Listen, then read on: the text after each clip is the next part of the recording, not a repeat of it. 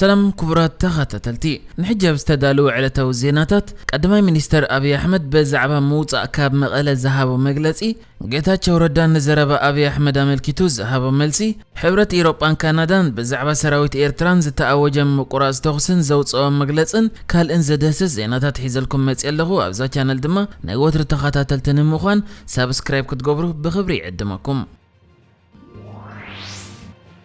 ኣብ ትግራይ ዘሎ ኩነታት ኣብ ዝእዋን ናብ ሓድሽ መድረኽ ተሰጋጊሩ ሓይልታት ምክልኻል ትግራይ ንመቐለ ጥራይ ዘይኮነ ንብዙሓት ከተማታት ትግራይ ኣብ ትሕቲ ቁፅሮም የእትዮም ላብ ዘለው ግዜ ብወገን ፌደራላዊ መንግስቲ ዝተፈላለየ መግለፂታት ይዝውሃብ ዘሎ ሓደ ካብኡ ኸ ብቀዳማይ ሚኒስተር አብይ አሕመድ ዝተዋህበ ኮይኑ እቲ ቀዳማይ ሚኒስተር ሰራዊትና ዝወፀ ተሳዒሩ ዘይኮነ እቲ ወፍሪ ስለ ዝተዓወተ እዩ እቲ ሕጂ ዝተኻየደ ወፍሪ ሙሉእ ብሙሉእ ብዝበሃል ደረጃ ተዓዊት እዩ እቲ እንደልዮ ሰራዊትና ኣውፂና ኢና እዚ ድማ ካልኦት ሓይልታት ዝሓሰብዎ ነገር እንተሃልዩ ንምድላው ዕድር ረኺብና ኣለና ክብል ተዛሪቡ ንሱ ወሲኹ ቅድሚ ኩናት ክልል ትግራይ ምስ ካልኦት ክልላት ከተወዳደረን ከላ ልዕልዮም ወይ ማዕርያ ነይራ መቐለ እውን ማእከል ስሕበት ነይራ ሕጂ ግን መቐለ ማእከል ስሕበት ኣይኮነትን ካብ ካልእ ከም ዓብይ ዓዲ ዝኣመሰለ ከተማታት ዝፈልያ የብላን ክብል እንከሎ ኣብዚ እዋን እታ ከተማ ኣብ ትሕቲ ቁፅር ሕወሓት ዘይኮነት ብረቱ ሓቢኡ ግዜ ዝፅበይ ኣብ ትሕቲ ዝነበረ ሓይሊ እያ ዘላ ንሕና ስርናይ እናሃብናዮ ዘወር ምስ በልና ዝስዕስዕ እንተኾይኑ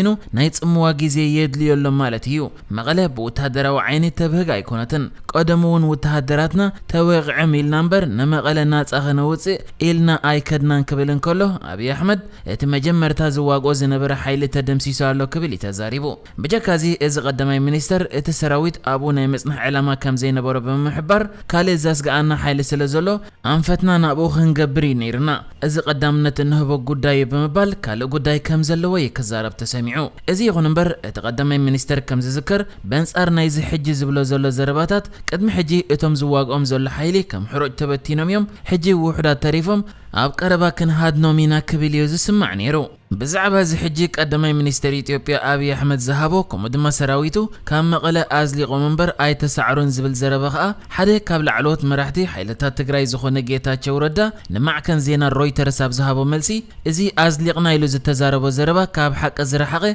ሓሶት እዩ ንሕና ኣብቲ ናቶም ፀወታ ኢና በሊፅናዮም ተሳዒሮም እዮም ክብል እንከሎ ንጋዜጠኛ ማዕከን ዜና አልጀዚራ ድማ ጌታቸው ረዳ ሓይልታት ትግራይ ብዙሕ ቦታታት እንዳኣምለስዮም ዝኸዱ ዘለው ክሳብ ሕጂ ግና ሰራዊት ኤርትራን ኣምሓራን ኣብ ገለ ክፋላት ትግራይ ዘለው ብምዃኖም ዕላማ ሓይልታት ትግራይ ነፍሲ ወከፍ ኢንቺ ትግራይ ክሳብ ኣብ ትሕቲ ቁፅሮም ተኣቱ ምቕፃል እዩ ክብል እንከሎ ብዛዕባቲ ምስ መንግስቲ ኢትዮጵያ ክህሉ ዝኽእል ዝርብ ኣመልኪቱ ድማ ምስ መንግስቲ ኢትዮጵያ እቲ ዝተቋረፀ ሓይሊ ኤሌክትሪክ መስመራት ቴሌፎን መራኸቢታት መንገድን ካልእ ኣገልግሎታትን ከይተመለሰ ዝኾነ ዝርብ ኣይነ ካይድን ኢና መጀመርያ ትግራይ ናብ ቀንዲ ዋናታታ ሙሉእ ብሙሉእ ክትምለስ ኣለዋ ክብል ተዛሪቡ ብዛዕባ ብናይ ኤርትራ ወገን ድማ ጌታቸው ረዳ ኢሳያስ አፈወርቂ ድሕሪ ሕጂ ንዓና ሓደጋ ከም ዘይኮነና ክነረጋግፅ ኣለና ብምባል እዩ ተዛሪቡ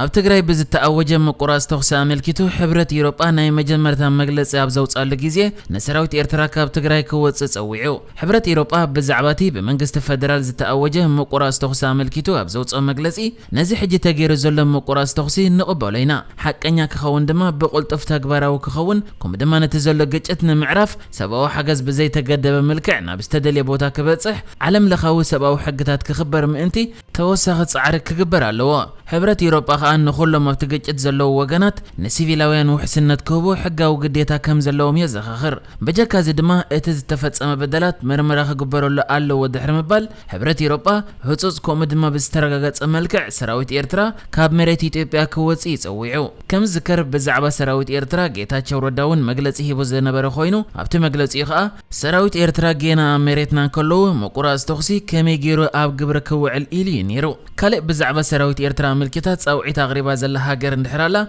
اتا زكينات كابز جمر بزح مجلسيتات كتوص ترعا زي نبرت هاجر كندا خوينا منستر وصاي قدات تهاجر زخون مارك منستر علم لخو معبال زخونت كاترينا هاجرهم نتز تأوج مقراز تخصي كم تقبلوا دحر مجلس كلهم ابتجج زلوا وجنات زي تجدب سبعة وحاجز كأتو من قد كخفتيهم سويعم بجك زغا زوم كلتا منسترات اتم ابتجج زلوا وجنات نزع عدل تتقيمهم زلاق زخونت تا كله سلامو زخون ምፍታሕ ከናድዩ ኣለዎም ድሕሪ ምባል ሰራዊት ኤርትራ ከዓ ብህፁፅ ካብ መሬት ትግራይ ክወፁ ኣለዎም ክብሉ እዮም ንሃገሮም ወኪሎም መግለፂ ዝሃቡ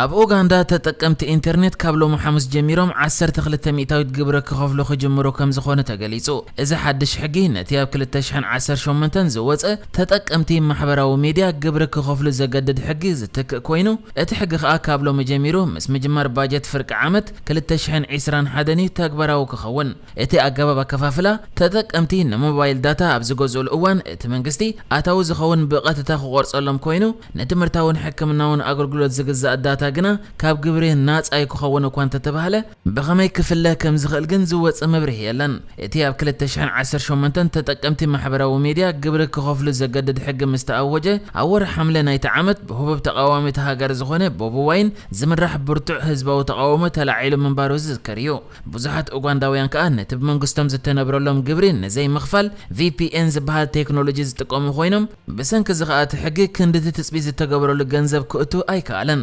ኣታዊ ውሽጢ ሃገር ኡጋንዳ ኣብ ወርሒ ሐምለ 2019 ኣብ ዘውፅእ ፀብጻብ ካብ ዓመተ 2018 ክሳብ 2019 ካብ ግብሪ ኣገልግሎት ማሕበራዊ ሚድያ $80 ሚልዮን ክእክብ ወጢኑ እኳ እንተነበረ $14 ሚልዮን ጥራይ ከም ዝረኸበ ሓቢሩ እዩ እቲ ሕጊ ከምቲ ትፅቢት ዝተገብረሉ ብዝሒ ዘለዎ ኣታዊ ከም ዘይተረኽበዩ ገሊጹ ዝነበረ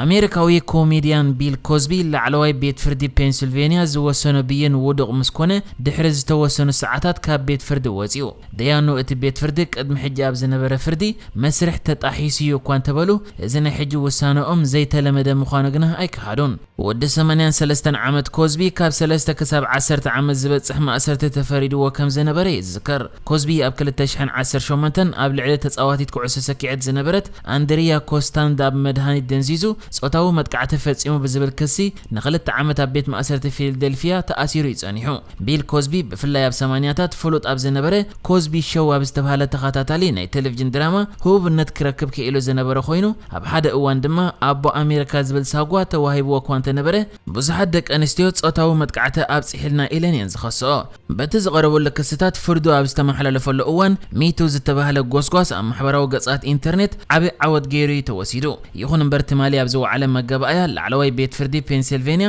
ኣብ ልዕሊ ኮዝቢ ዝተዋሃበ ፍርዲ ከም ዝሰዓር ገይሩሎ ድሕሪዚ ካብ ቤት ማእሰርቲ ዝወፀ ኮይኑ ብእግሩ ክኸይድ እንከሎ ከዓ ተዳኺሙ ይተራዩ ኮዝቢ ክሳብ ሕጂ ንማዕከና ዜና ዝሃቦ ርእይቶ እኳ እንተዘየለ ሓደ ካብ ጠበቃታቱ ዝኾነ ኣንድሩ ዋየት ግን ኣብዚ ዋዒ ዘለዎ መዓልቲ ኣዝዩ ዝሐጉስ ፍርዲ ተዋሂብና ክብል እዩ ነቲ ናይ ፍርዲ መስርሕ ዝገለጸ